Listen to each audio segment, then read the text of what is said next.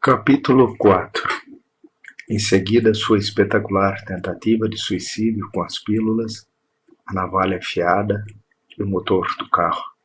Tudo isso devido ao fato de Betty ter ido embora e levado consigo Christopher, o filho dos dois. Fett acabou trancafiado no sanatório psiquiátrico de Orange County. Um policial armado o havia jogado em cima de uma cadeira de rodas da ala de terapia intensiva cardíaca e o empurrado pelo corredor subterrâneo que dava na ala psiquiátrica. Fett nunca havia sido internado antes. Devido aos 49 tabletes de Digitalis, ele havia sofrido diversos dias de arritmia cardíaca, já que seus esforços haviam atingido o nível máximo de toxicidade, listada na escala como 3. A Digitalis fora prescrita para ele para combater uma arritmia cardíaca hereditária, mas nada como ele havia experimentado sob o efeito da overdose. É irônico que uma overdose de Digitalis induza a mesma arritmia que é usada para contra-atacar. Em um determinado ponto, enquanto Fett jazia deitado de costas, olhando para uma tela de tubo catódico sobre sua cabeça, uma linha reta estava sendo exibida. Seu coração havia parado de bater. Ele continuou a olhar e finalmente o ponto e o traço voltaram a assumir a forma de onda. Infinita misericórdia de Deus. Então, numa condição enfraquecida, ele chegou sob guarda armada na internação psiquiátrica, onde num instantinho foi colocado no corredor, respirando generosas quantidades de fumaça de cigarro e tremendo, de fadiga e de medo. Naquela noite ele dormiu num catre, 6 catres em cada aposento, e descobriu que seu catre vinha equipado com algemas de couro. A porta havia sido deixada escancarada para o corredor para que os técnicos da psiquiatria pudessem vigiar os pacientes. Fett podia ver o aparelho de TV comercial que permaneceu ligado. Convidado do talk show de Johnny Carson era Sammy Davis Jr. Fett ficou ali deitado, vendo o programa, imaginando como seria ter um olho de vidro. Naquele momento ele não teve nenhum insight sobre sua própria situação. Ele compreendia que havia sobrevivido à dose maciça de toxicidade. Compreendia que, para todos os fins, estava agora preso por sua tentativa de suicídio. Não tinha ideia do que Betty estivera fazendo durante o tempo em que ele ficou na ala da terapia intensiva cardíaca. Ela não ligara para ele nem fora visitá-lo. Cherry aparecera primeiro, depois David. Ninguém mais sabia. Fett particularmente não queria que Kevin soubesse, pois Kevin apareceria e agiria com cinismo à custa de Fett. E ele não estava com a menor condição de ouvir comentários cínicos, mesmo que bem-intencionados. O cardiologista-chefe do Orange County Medical Center havia exibido Fett a um grupo inteiro de estudantes de medicina do campus de Irvine da University de Califórnia. O OCMC era um hospital-escola. Eles todos queriam ouvir um coração que trabalhava sob o efeito de 49 tabletes digitais de alto grau. Além disso, ele havia perdido sangue devido ao corte no pulso esquerdo. O que havia salvo sua vida inicialmente emanava de um defeito no escapamento do seu carro. O escapamento não havia aberto de modo adequado enquanto o motor aquecia e finalmente o motor parou. Fett voltara meio zonzo para dentro de casa, se deitar em sua cama, para morrer. Na manhã seguinte ele acordou, ainda vivo. Começou a vomitar a Digitalis. Esta foi a segunda coisa que o salvou. A terceira veio na forma de uma porta corrediça de alumínio nos fundos da casa de Fett. Fett havia ligado para sua farmácia em algum momento ao longo desse episódio para conseguir um refil de sua receita de Librium. Ele havia tomado 30 comprimidos de Librium logo antes de tomar a Digitalis. O farmacêutico havia entrado em contato com os paramédicos. Pode-se dizer muita coisa da infinita misericórdia de Deus, mas a inteligência de um bom farmacêutico, no fim das contas, vale muito mais. Depois de passar uma noite na sala de espera da ala psiquiátrica do Hospital Médico do Condado, Fett passou por sua avaliação automática. Toda uma legião de homens e mulheres bem vestidos o confrontou. Cada um deles tinha na mão uma prancheta, e todos o examinaram com atenção. Fett vestiu a roupa da sanidade da melhor forma que pôde. Fez tudo o que era possível para convencê-los de que havia recuperado os sentidos. Enquanto falava, percebeu que ninguém acreditava nele. Ele poderia ter feito seu monólogo em Swahili com o mesmo efeito. Tudo o que conseguiu fazer foi ficar abatido e assim jogar por terra seu último vestígio de dignidade. Ele já havia jogado fora a autoestima por seus próprios esforços. Outra armadilha de dedos chinesa. Que se foda, finalmente Fett disse a si mesmo. Parou de falar. Vá lá para fora, disse um dos técnicos, PC, e vamos informar você sobre o que decidirmos. Ele devia ter aprendido a lição, Fett disse ao se levantar e começar a sair da sala. Suicídio representa a introjeção da hostilidade que deveria ser melhor direcionada para o exterior, para a pessoa que frustrou você. Eu tive muito tempo para meditar enquanto estava na unidade, ou ala de terapia cardíaca intensiva, percebi que anos de autoabnegação e negação se manifestaram em meu ato destrutivo. Mas o que me deixou bestificado foi a sabedoria do meu corpo, que sabia não só se defender de minha mente, como especificamente a forma de se defender. Percebo agora que a afirmação de Yeats, sou uma alma imortal amarrada ao corpo de um animal moribundo, é diametralmente oposta ao estado real de coisas frente à condição humana. O técnico PC disse, vamos falar com você lá fora depois de tomarmos nossa decisão. Fett disse, estou com saudades do meu filho. Ninguém olhou para ele. Eu pensei que Betty pudesse ferir Christopher, disse Fett. Foi a única afirmação verdadeira que ele havia feito desde que entrara na sala. Ele havia tentado se matar, não tanto porque Betty o havia deixado, mas porque, com ela vivendo em outro lugar, ele não poderia tomar conta de seu filho pequeno. Então ele acabou sentando no corredor do lado de fora, num sofá de plástico e cromo, escutando uma velha gorda contando como seu marido havia planejado matá-la, bombeando gás veneno sob a porta de seu quarto. Fett repensou sua vida. Ele não pensava em Deus, a quem havia visto. Não dizia para si mesmo, eu sou um dos poucos seres humanos que realmente viram Deus.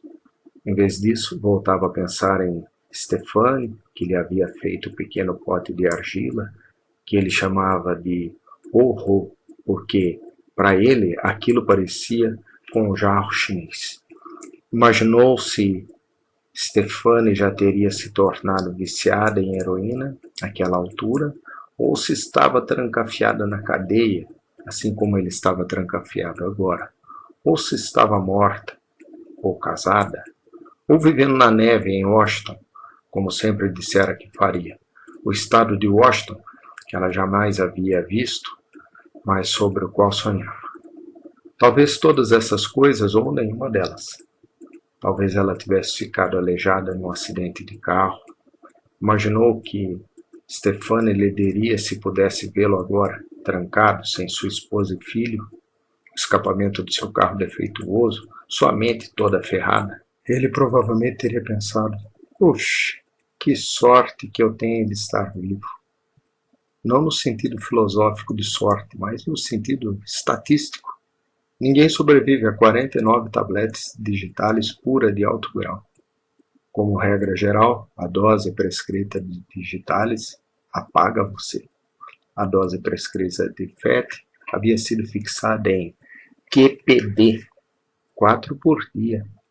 Ele havia engolido 12, 25 vezes sua dose diária prescrita e sobrevivera. As infinitas misericórdias de Deus não fazem o menor sentido em termos de considerações práticas. Além disso, ele havia engolido todo o seu Librium, 20 kg e 60 apresolini, além de meia garrafa de vinho. Tudo que restara de sua medicação era um vidro de Miles Nervini. Fett estava tecnicamente morto.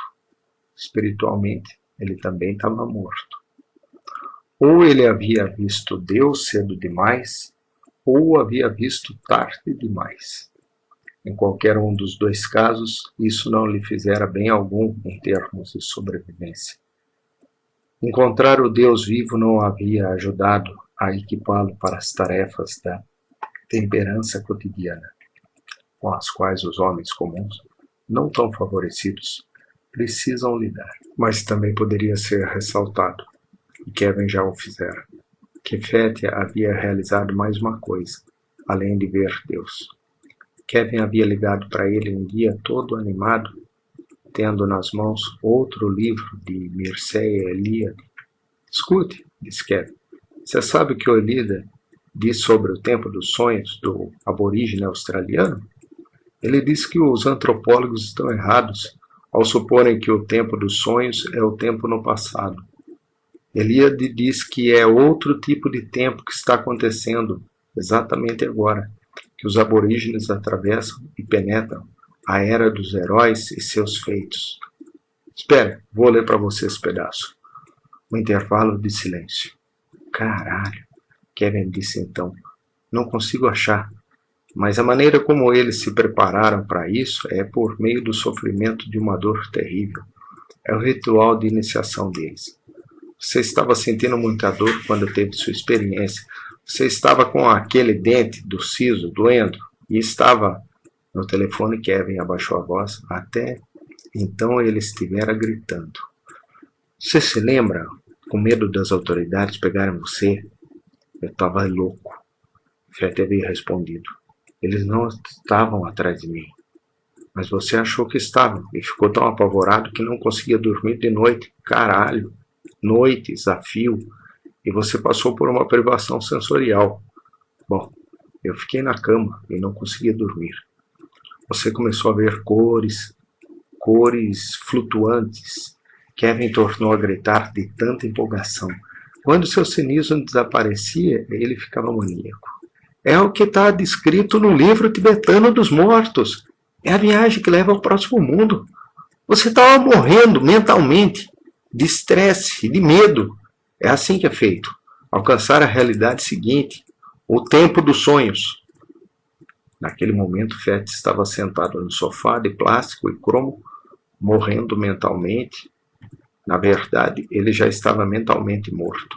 E na sala que ele havia deixado, os especialistas estavam decidindo seu destino, sentenciando-o e julgando o que restava dele. É adequado que não lunáticos tecnicamente qualificados devessem se reunir para julgar lunáticos. Como poderia ser diferente? Se eles conseguissem simplesmente atravessar para o tempo dos sonhos, Kevin gritou. Esse é o único tempo real. Todos os eventos reais acontecem no tempo dos sonhos, as ações dos deuses. Além de Fett, a velha imensa segurava uma bacia de plástico. Por horas ela tentara vomitar o Thorazine, que a forçaram a tomar. Ela acreditava, dizia Fett em sua voz rouca, que o Thorazine tinha veneno dentro, através do qual seu marido, que havia penetrado nos níveis superiores da equipe do hospital, usando uma série de nomes falsos, pretendia terminar de matá-la. Você encontrou seu caminho para o reino superior, declarou Kevin. Não foi assim que você descreveu no seu diário? 48. 2 reinos existem, o superior e o inferior. O superior deriva do hiperuniverso 1, ou Yang. Forma 1, de Parmênides, é senciente e volitivo. O reino inferior, ou Yin, forma 2, de Parmênides, é mecânico, orientado por uma causa cega, eficiente, determinista e sem inteligência. já que emana de uma fonte morta. Em tempos antigos, ele era denominado determinismo astral. Estamos aprisionados, em grande parte, no reino inferior, mas somos, por intermédio dos sacramentos, por intermédio do plasmado, libertados.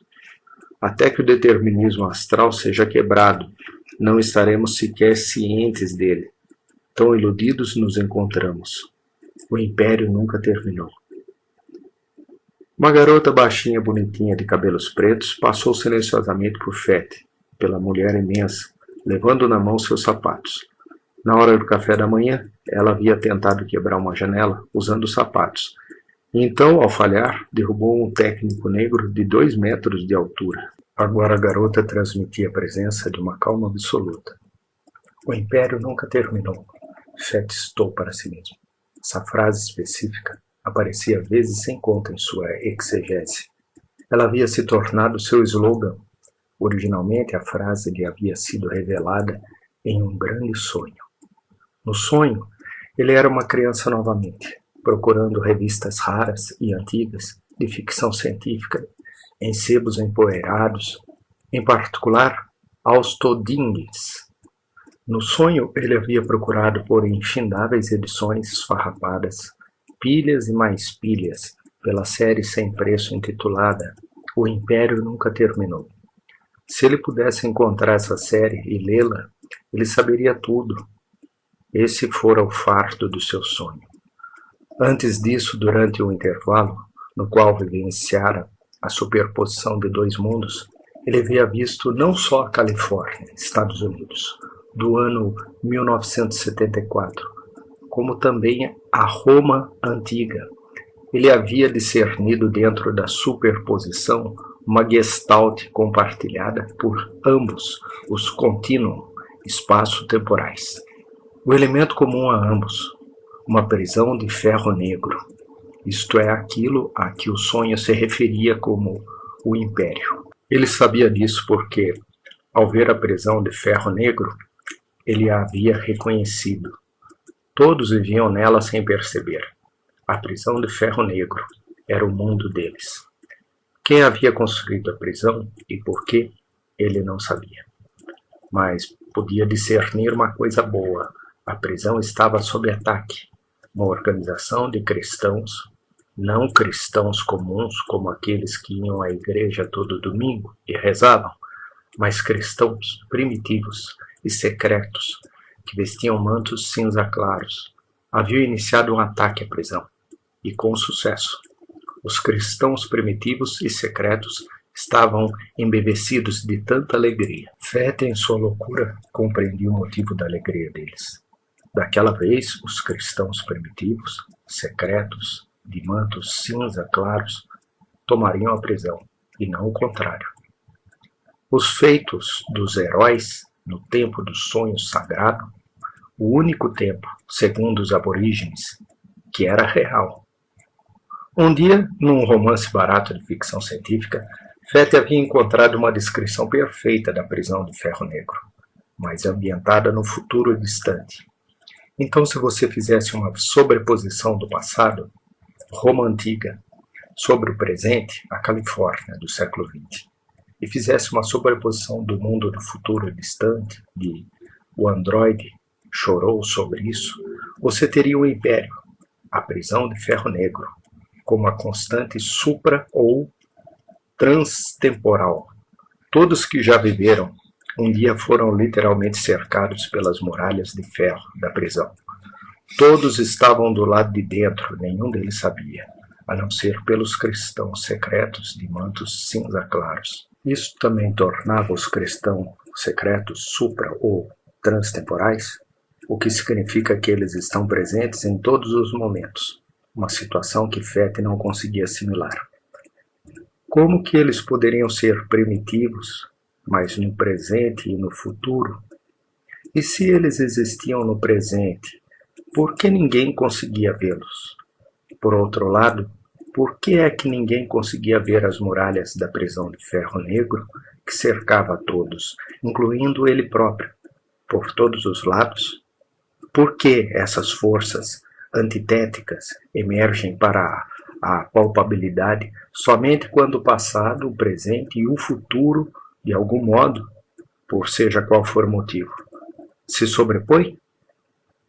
Talvez no tempo dos sonhos dos aborígenes nenhum tempo existisse, mas se nenhum tempo existia, como poderiam os primeiros cristãos secretos estar fugindo felizes da vida da prisão de ferro negro que eles haviam acabado de explodir? E como eles poderiam explodi-la em Roma por volta do ano 70 e.C., já que não existiam explosivos naquela época? E como, se não havia passagem do tempo no tempo dos sonhos, a prisão poderiam chegar a um fim? Isso lembrou a Fete afirmação peculiar em Parsifal.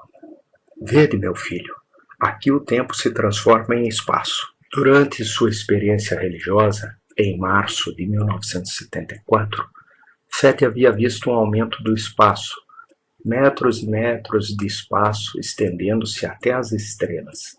Espaço aberto ao redor dele, como se uma caixa o confinasse, tivesse sido removida. Ele havia se sentido como um filhote de gato que tivesse sido levado dentro de uma caixa num carro, então tivessem chegado ao seu destino e ele tivesse sido solto da caixa, libertado. E à noite, no sono, ele havia sonhado com um vácuo sem medida, mas, mesmo assim, um vácuo que estava vivo. O vácuo se estendia e vagava e parecia totalmente vazio, e mesmo assim possuía personalidade. O vácuo expressava prazer em ver Fete, que nos sonhos não tinha corpo. Ele, assim como o vácuo, sem limites, meramente vagava, muito devagar, e ele conseguia, além disso, ouvir um zumbido fraco, como se fosse música. Aparentemente o vácuo se comunicava por intermédio daquele eco, daquele zumbido. Você, entre todas as pessoas, o vácuo comunicava. Entre todos, é você a quem eu amo mais. O vácuo andara esperando para se reunir com Hornslover Fete, entre todos os humanos que já haviam existido. Assim como sua extensão no espaço, o amor do vácuo não tinha fronteiras. Ele e seu amor flutuavam para sempre. Fete nunca fora tão feliz em toda a sua vida. O técnico Psy se aproximou dele e disse: "Vamos manter você aqui por 14 dias. Não posso ir para casa?" perguntou Fete. "Não. Achamos que você precisa de tratamento. Você ainda não está pronto para ir para casa." "Leia os meus direitos?" pediu Fete, sentindo dormência e medo. "Podemos manter você aqui por 14 dias, sem precisar de uma audiência no tribunal. Depois disso, com a aprovação do tribunal, podemos, se acharmos necessário, manter você por mais 90 dias. Fete sabia que se dissesse qualquer coisa mesmo, eles o manteriam ali por 90 dias. Então, não disse nada. Quando você é louco, aprende a ficar calado. Ser louco e ser apanhado nesse estado, abertamente, acaba sendo uma maneira de acabar na cadeia. Agora Fete sabia disso. Além de ter um tanque de bêbados do condado, Warren County tinha um tanque de lunáticos. Ele estava em seu interior, poderia ficar dentro dele por muito tempo. Enquanto isso, Beth, sem dúvida, estava pegando tudo o que quisesse da casa deles, levando para o apartamento que havia alugado. Ela se recusara a lhe dizer onde ficava o apartamento. Não lhe dissera nem em qual cidade ficava.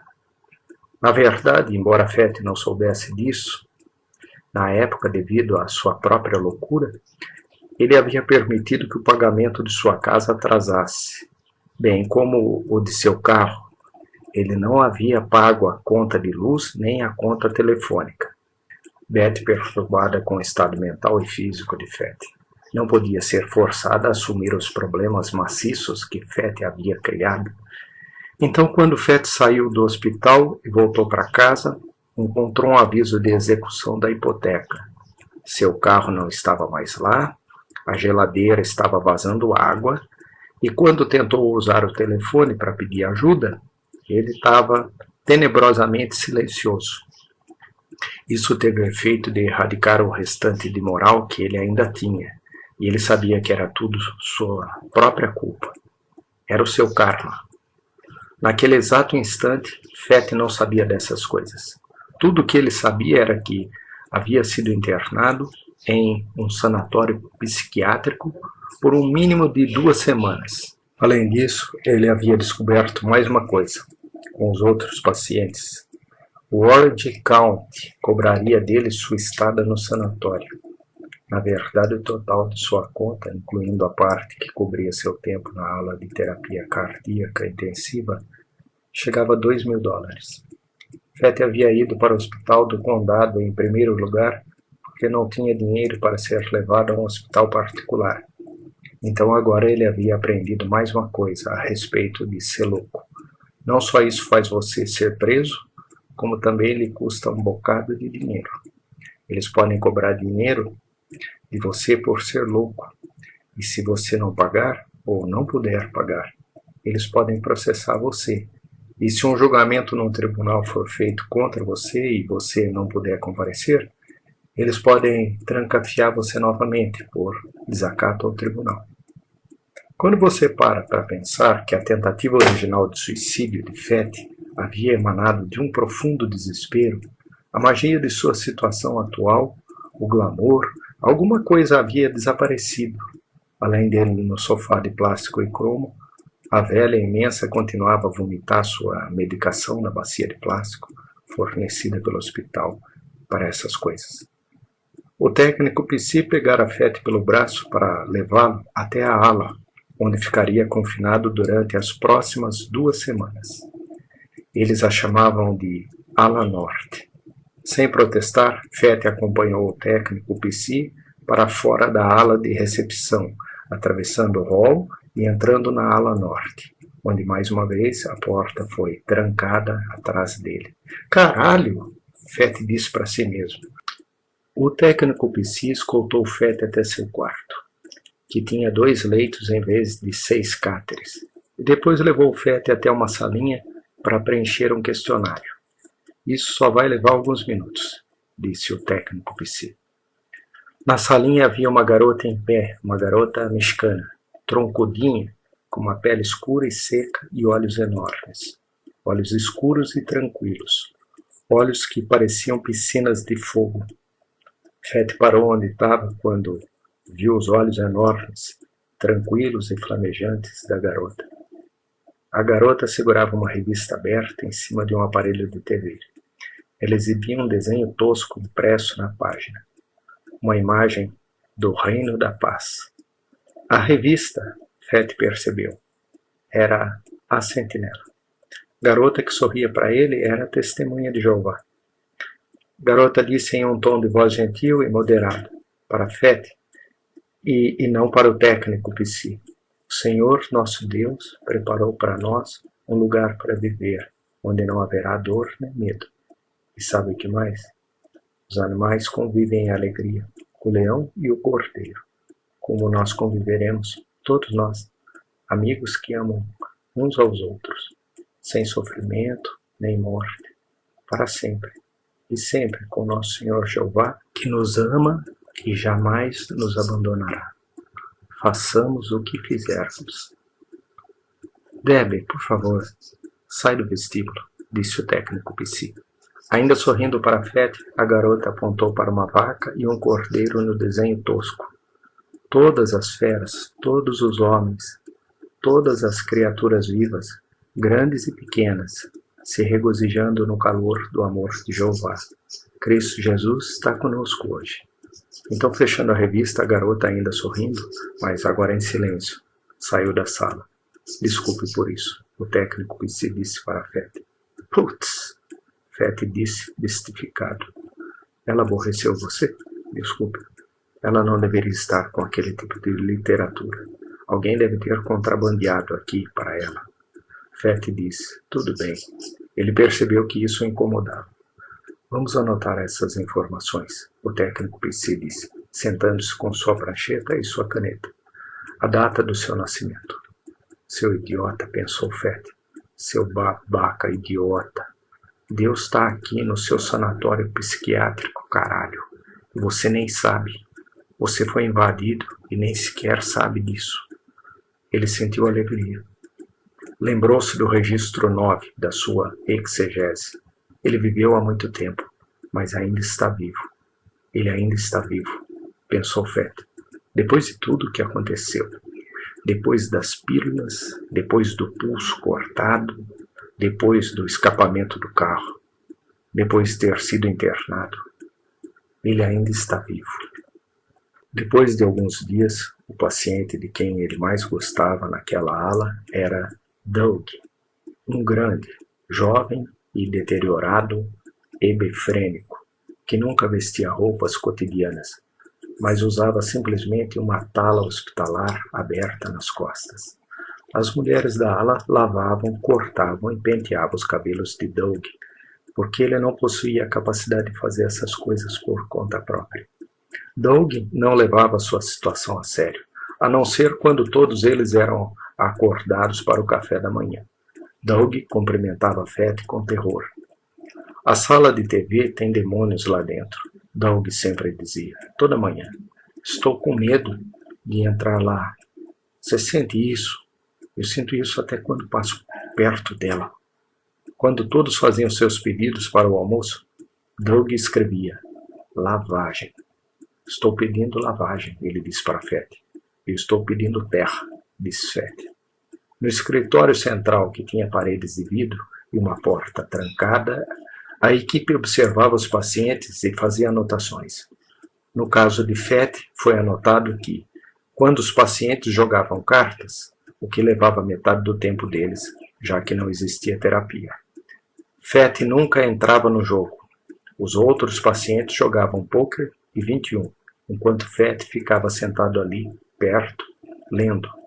Por que você não joga carta? Perguntou Penny, uma técnica psi. Pôquer e 21 não são jogos de cartas, mas jogos de azar, disse Fett, abaixando o livro. Como não temos permissão de ter dinheiro para apostar, não há sentido em jogar. Eu acho que você deveria jogar cartas, disse Penny. Fett sabia que havia recebido uma ordem de jogar cartas. Então ele e Debbie jogaram jogos de cartas de crianças, como Mau Mau.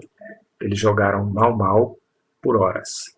A equipe ficou observando de dentro do escritório envidraçado e anotou o que viu. Uma das mulheres havia conseguido conservar a posse de sua Bíblia. Para os 35 pacientes era a única Bíblia. Debbie não tinha permissão de olhar para ela. Entretanto, em uma esquina do corredor, eles ficavam trancados do lado de fora de seus quartos durante o dia, para que não pudesse se deitar e dormir. A equipe não conseguia ver o que estava acontecendo. Às vezes, Fett pegava a cópia que eles tinham da Bíblia, a cópia comunitária, e entregava a Debbie, para que ela desse uma lida rápida em um dos salmos. A equipe sabia o que eles estavam fazendo e os detestavam por isso. Mas quando um técnico saía do escritório e descia o corredor, Debbie já havia se mandado. Internos psiquiátricos sempre se movem a uma velocidade e uma velocidade somente. Mas alguns sempre se movem com lentidão e alguns sempre correm. Debbie, como era grande e pesada, deslizava lentamente, assim como Doug. Fett, que sempre andava com Doug, igualava a velocidade de seu passo a dele. Juntos andavam em um círculo pelo corredor, conversando. Conversas em hospitais psiquiátricos lembram conversas em paradas de ônibus, porque em alguma estação rodoviária está todo mundo esperando. E em um hospital psiquiátrico, especialmente em um hospital psiquiátrico municipal para internação, está todo mundo esperando. Eles esperam para sair. Não acontece muita coisa em uma ala psiquiátrica. Ao contrário do que os romances míticos relatam, pacientes não têm o poder de dominar a equipe, e a equipe não chega a assassinar os pacientes. A maioria das pessoas lê ou vê TV, ou fica sentada, fumando, ou tenta se deitar em um sofá e dormir, ou toma café, ou joga cartas, ou anda. E 3 vezes ao dia, bandejas com comida são servidas. A passagem do tempo é designada pela chegada dos carrinhos com a comida. À noite, aparecem os visitantes e eles sempre sorriem. Os pacientes de um hospital psiquiátrico nunca conseguem entender por que as pessoas do lado de fora sorriem. Para mim, até hoje, isso permanece um mistério. A medicação, que é sempre mencionada como médio, é dada em intervalos irregulares, em copinhos de papel. Todo mundo recebe Thorazine e mais alguma outra coisa. Eles não dizem a você o que você está tomando e vigiam para ter certeza que você engoliu as pílulas. Às vezes as enfermeiras dos médicos fazem uma cagada e trazem a mesma bandeja de medicação 2 vezes. Os pacientes sempre avisam que acabaram de tomar a medicação 10 minutos antes e as enfermeiras dão os remédios a eles do mesmo jeito. O erro nunca é descoberto até o fim do dia e a equipe se recusa a conversar a respeito com os pacientes, todos os quais já têm nos seus organismos agora o dobro de Thorazine do que deveriam ter. Jamais conheci um paciente psiquiátrico, até mesmo os paranoicos, que acreditasse que a dosagem dupla fosse uma tática para sedar excessivamente a ala de modo deliberado. Está patentemente óbvio que as enfermeiras são burras. As enfermeiras já têm trabalho suficiente para saber quem é quem entre os pacientes e descobrir cada copinho de papel de cada paciente. Isso acontece porque a população de uma ala muda constantemente. Novas pessoas chegam. O pessoal das antigas recebe alta. O perigo verdadeiro em uma ala mental é que alguém doidão de PCP seja admitido por engano. A política da maioria dos hospitais psiquiátricos é recusar usuários de PCP e forçar a polícia armada a prendê-los.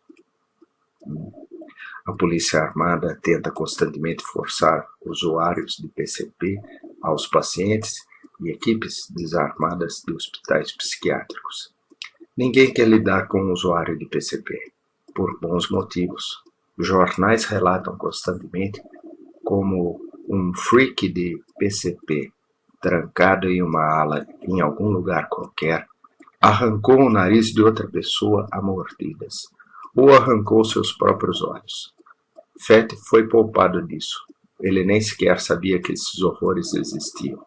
Isso se deu por intermédio do sábio planejamento do OCMC, que garantiu que nenhum viciado em PCP acabasse na ala norte. Na verdade, Fett deve sua vida ao OCMC, também $2.000, embora sua mente ainda estivesse ferrada demais para que ele pudesse apreciar isso. Quando Beth leu a conta discriminada, item por item, do OCMC, ela não acreditou no número de coisas que haviam feito com seu marido para mantê-lo vivo. A lista tinha 5 páginas. Chegava até a incluir o oxigênio. Fett não sabia, mas as enfermeiras da ala de terapia intensiva cardíaca acreditavam que ele iria morrer. Elas o monitoraram constantemente. De vez em quando, na ala de terapia intensiva cardíaca, soava uma sirene de alarme de emergência. Isso queria dizer que alguém havia perdido sinais vitais. Fett, deitado em sua cama, ligado como estava ao sistema de vídeo, sentia como se tivesse sido colocado ao lado de um pátio de troca de trens. Os mecanismos de suporte de vida soavam constantemente seus vários ruídos. É característico dos mentalmente doentes odiar aqueles que os ajudam e amar aqueles que conspiram contra eles. Fett ainda amava Beth, detestava o OCMC. Isso mostrava que ele pertencia à ala norte. Disso não tenho dúvida. Beth sabia quando pegou Christopher e foi embora para paradeiro desconhecido que Fett tentaria o suicídio. Ele havia tentado isso no Canadá. Na verdade, Beth planejava se mudar de volta assim que Fett se matasse. Isso ela contou para ele depois. Além disso, ela disse para ele que o seu fracasso na tentativa de suicídio a deixara furiosa.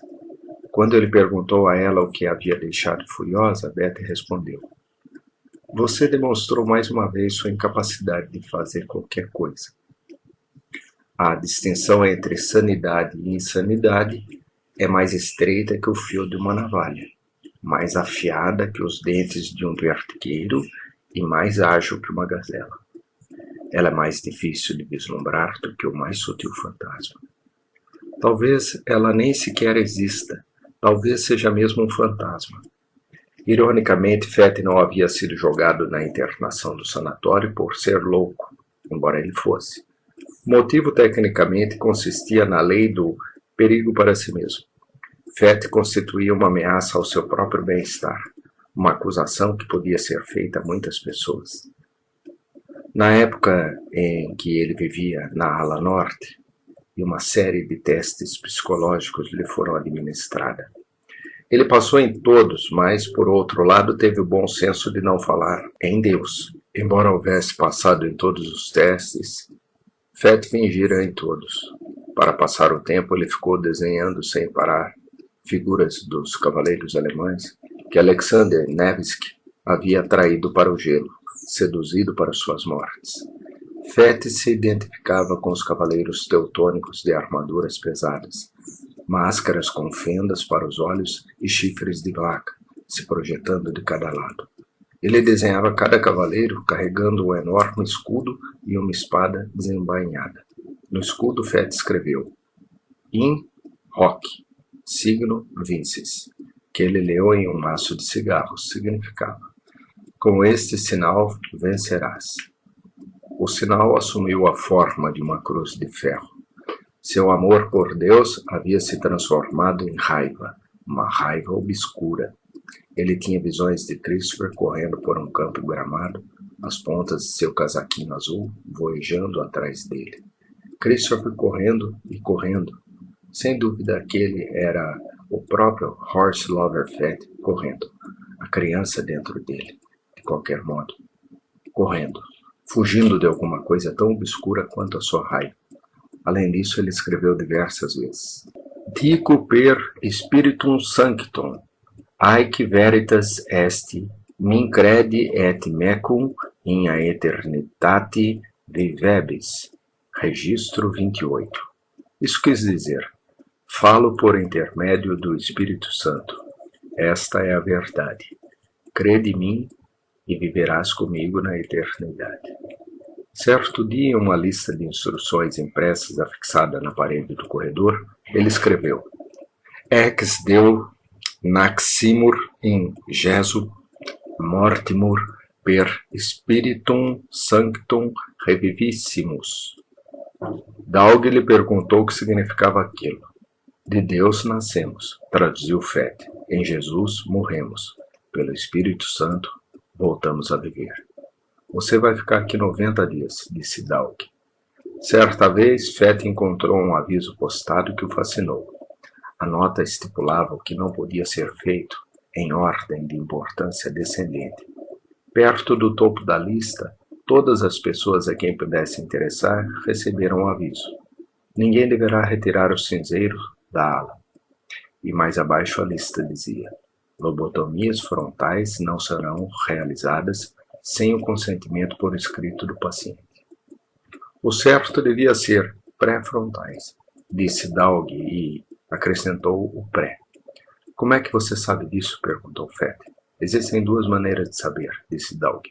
Ou o conhecimento surge através dos órgãos dos sentidos, e é chamado conhecimento empírico.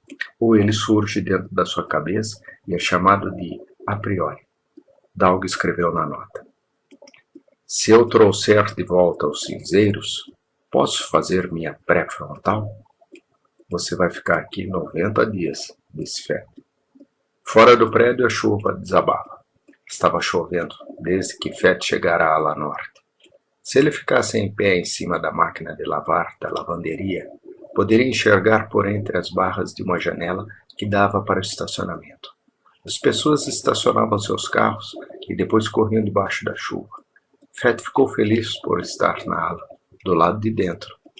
O Dr. Stone, que estava encarregado da ala, o entrevistou certo dia. Você havia tentado suicídio antes? Dr. Stone lhe perguntou. Não, respondeu Fett, o que, claro, não era verdade. Naquele momento ele não se lembrava mais do Canadá. A impressão que ele tinha era de que sua vida havia começado 2 semanas antes, quando Betty foi embora. Eu acho, disse o Dr. Stone, que quando você tentou se matar, Você entrou em contato com a realidade pela primeira vez. Talvez, disse Fett. Que vou dar a você, disse o Dr. Stone, abrindo uma valise preta sobre sua mesinha, entulhada de coisas. Nós chamamos de florais de Bach. Ele pronunciou Bach. Esses remédios orgânicos são destilados de determinadas flores que crescem no país de Gales. Dr. Bach perambulava pelos campos e pastagens de Gales, experimentando cada estado mental negativo que existe. A cada estado que ele experimentava, ele pegava gentilmente uma flor atrás da outra. A flor adequada estremecia na palma da mão do Dr. Bach, e ele então desenvolveu métodos únicos de obtenção de essências em forma de elixir de cada flor e combinações de flores que preparei em uma base de rum. Ele colocou 3 vidrinhos juntos em cima da mesa, encontrou uma garrafa maior, vazia, e derramou o conteúdo dos 3 vidros dentro dela. Tome 6 gotas por dia, disse o Dr. Stone. Não há como os remédios de Bach machucarem você. Não são produtos químicos tóxicos. Eles irão remover sua sensação de insegurança e sua incapacidade de agir. Meu diagnóstico é que aquelas são as 3 áreas em que você possui bloqueios: medo, insegurança e incapacidade de agir. O que você deveria ter feito em vez de tentar se matar era pegar seu filho e afastá-lo de sua mulher. A lei da Califórnia diz que um filho menor de idade deve permanecer com o pai, até que seja providenciada uma ordem judicial em contrário.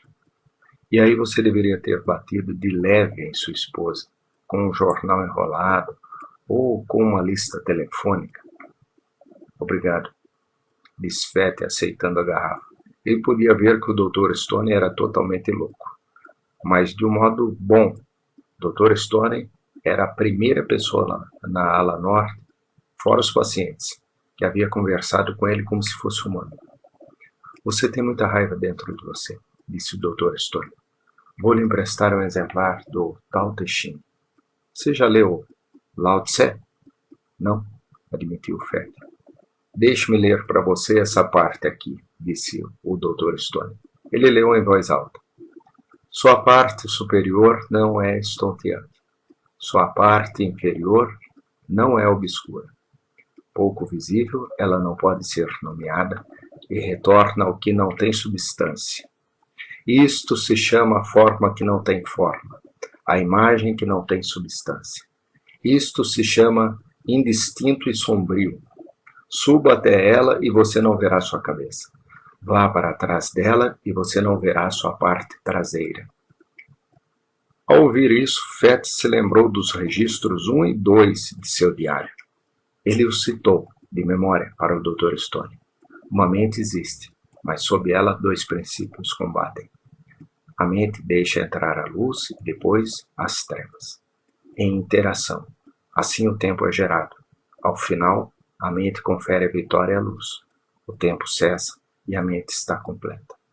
Mas, disse o Dr. Stone, se a mente confere a vitória à luz e as trevas desaparecem, então a realidade irá desaparecer, já que a realidade é um composto de Yin e Yang, em partes iguais.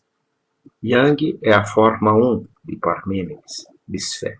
Yin é a forma 2 de Parmênides. Sustentava que a forma 2 não existe na verdade. Somente a forma 1 existe. Parmênides acreditava em um mundo monista. As pessoas imaginam que ambas as formas existem, mas estão erradas. Aristóteles relata que Parmênides iguala a forma 1 com aquilo que é, e a forma 2 com aquilo que não é. Logo, as pessoas estão iludidas. Olhando de esguelha para ele, o Dr. Stone perguntou: qual é a sua fonte? Edward Hussey, disse Fett. Ele leciona em Oxford, disse o Dr. Stone. Eu estudei em Oxford. Na minha opinião, Hussey é inigualável. Você tem razão, disse Fett. O que mais você pode me dizer? Perguntou o Dr. Stone. Fett disse: o tempo não existe. Este é o grande segredo conhecido por Apolônio de Tiana, Paulo de Tarso, Simon Magnus, Paracelso, Jacob Boehme, Giordano Bruno. O universo está se contraindo em uma entidade unitária, está se completando. Decomposição e desordem são vistas por nós em reverso, como aumentando. A entrada 18 de minha exegese diz: o tempo real cessou em 70 EC, com a queda do Templo de Jerusalém. Ele recomeçou em 1974. Período intermediário foi uma interpolação perfeitamente espúria que imitou a criação da mente. Interpolado por quem? Perguntou Dr. Stone. Pela prisão de ferro negro, que é uma expressão do Império. O que me foi? Fett havia começado a dizer o que me foi revelado. Tornou a escolher suas palavras. O que foi mais importante em minhas descobertas é isso. O Império nunca acabou. Curvado para diante em sua mesa, o Dr. Stone cruzou os braços, balançou o corpo para frente, para trás e analisou Fett, esperando ouvir mais. É tudo o que eu sei, disse Fett com cautela atrasada. Estou muito interessado no que você está dizendo, disse o Dr. Stone. Fett percebeu que existiam ali duas possibilidades, e apenas duas.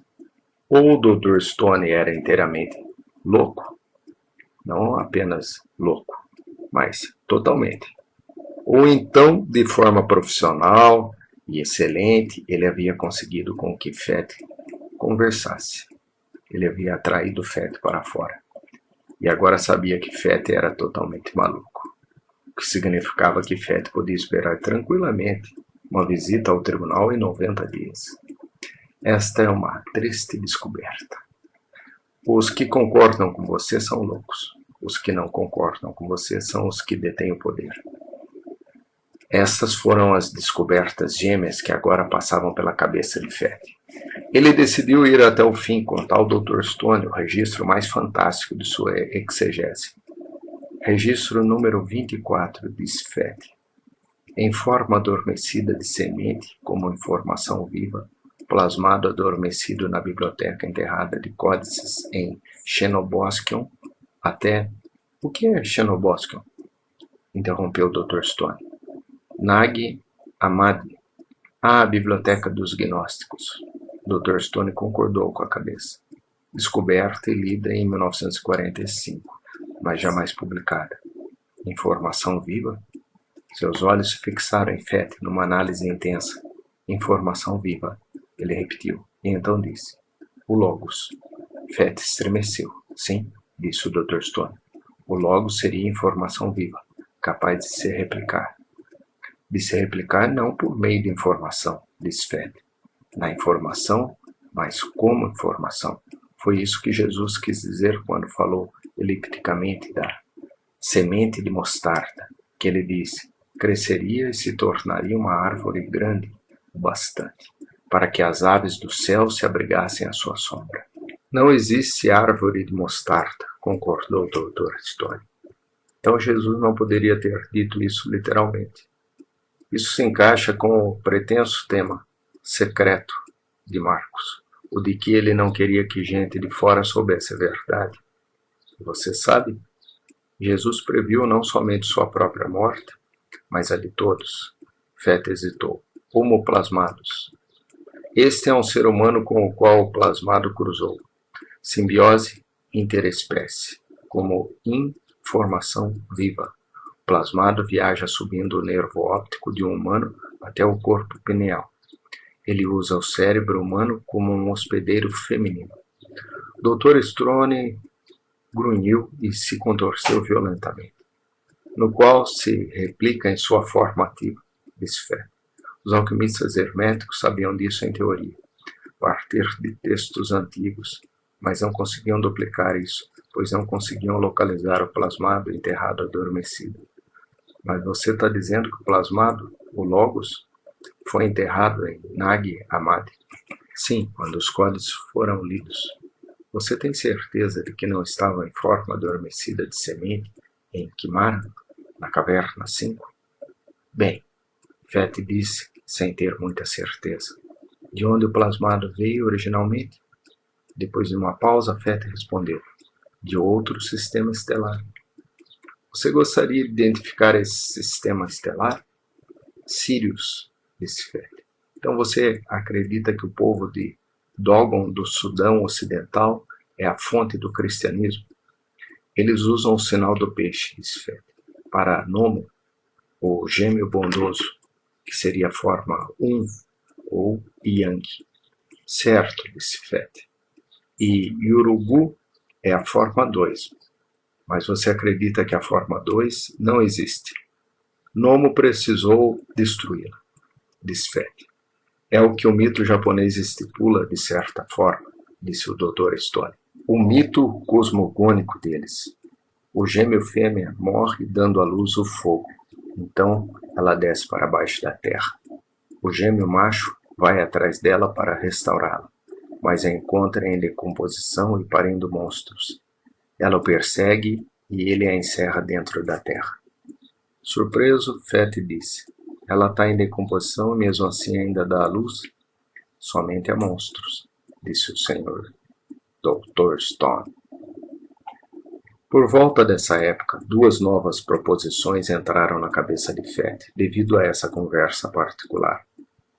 Algumas das pessoas que detêm o poder são loucas. E elas estão certas. Por certas, entende-se, em contato com a realidade.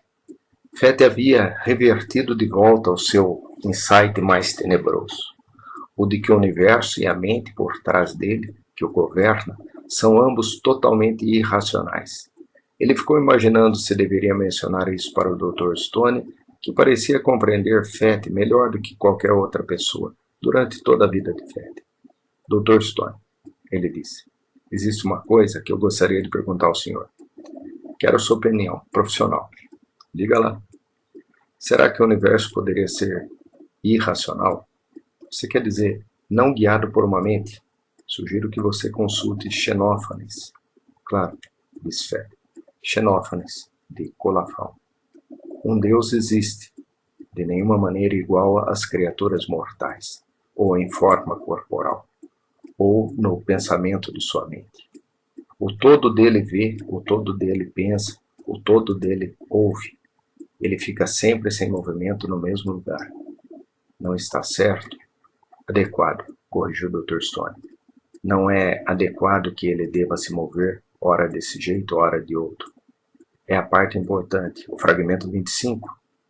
Mas sem esforço, ele cede todas as coisas pelo pensamento de sua mente.